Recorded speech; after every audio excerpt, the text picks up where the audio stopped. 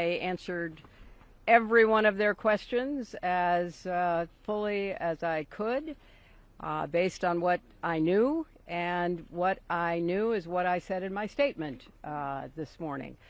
I never met Jeffrey Epstein, never had any connection or communication with him. I knew Ghislaine Maxwell casually as an acquaintance, but whatever they asked me, I did my very best to respond. It was disappointing that they refused to hold a public hearing, so I wouldn't have to be out here characterizing it for you. You could have seen it for yourself. We had asked for that. We think it would have been better for the committee and its efforts to gather whatever information they are seeking.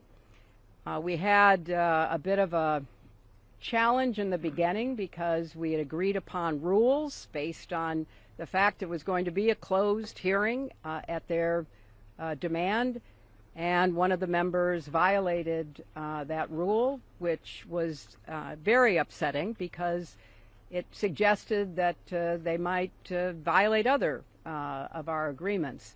So we had to cease the hearing for a period of time until we could get assurances that no rules would be broken going forward, and we returned to answer questions repetitively, literally over and over again. I don't know how many times I had to say I did not know Jeffrey Epstein. I never went to his island. I never went to his homes. I never went to his offices. So it's on the record numerous times. It then got, at the end, quite unusual because I started being asked about UFOs and a series of questions about Pizzagate, one of the most vile, bogus conspiracy theories that was propagated on the internet, that was serving as the basis of a member's questions to me.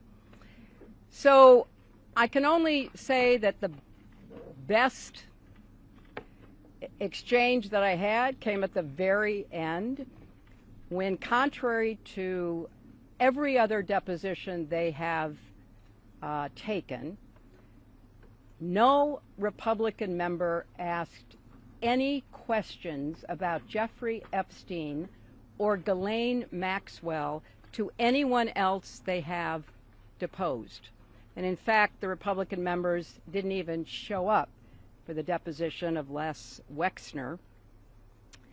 And when I said that, I had to point out that the only questions that any Republican member asked of any of the people they deposed was of former Attorney General Bill Barr, when Chairman Comer asked him about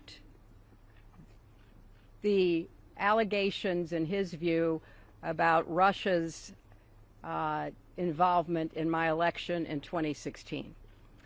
So at the very end of this hearing, after I made that point, I want to commend Chairman Comer for raising a series of significant questions that I responded to about the nature of the investigation and the areas that I thought should be explored.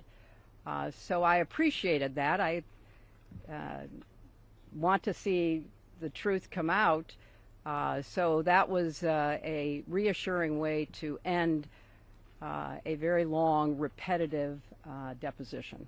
Madam Secretary. You spoke in your opening remarks about how heartbroken you have been for the Epstein survivors as these files have come out. Can you talk to us a little bit about how you have processed and reacted to the fact that the former president, your husband, Bill Clinton, is referenced in the Epstein files numerous times, including in some photos featuring women? And how have you been personally preparing for the deposition that is coming tomorrow? Are you 100% confident that there isn't anything that the former president knows about Epstein's crimes? I am, and I think the chronology of the connection that he had with Epstein ended several years before anything about Epstein's criminal activities came to light, and that he was charged and sadly given a sweetheart deal, which, as I said in my statement, had that not happened, perhaps his predatory behavior could have been stopped earlier. But I think it is fair to say that the vast majority of people who had contact with him before his criminal pleas in 2008 were like most people. They did not know what he was doing. And I think that that is exactly what my husband will testify to tomorrow. Madam Secretary, can I ask? Why was Ghislaine Maxwell? Do you believe this was a fair hearing? And do you still want to testify publicly, even though you gave this deposition? Oh, I'm not going to do it again. They had a chance to do it in public, and I wish they had done it in public. And I think they're making the wrong decision, avoiding doing it in public. I thought it was very repetitive. I thought that they asked literally the same questions over and over again, which didn't seem to me to be very productive. And then, as I said, toward the end, there were other questions that were totally off subject. So if they are going to fulfill their responsibilities to literally investigate the investigations, which is what they originally said was the scope of their work, I think they could have spent the day more productively. Madam Secretary, can I ask? James Matthews from Sky News. Can I ask, why was Ghislaine Maxwell invited to your daughter Chelsea Clinton's wedding in 2010? She'd already been mentioned in a civil lawsuit by Virginia Giuffre before that. Jeffrey Epstein had already been convicted before that. She came as the +1, the guest of someone who was invited. Thank you, everybody. Thank you all. What message does it say that I don't know when the video will be out. I don't know when the transcript will be out. We've asked that they be out as quickly as possible, and then you can see everything. Thank you.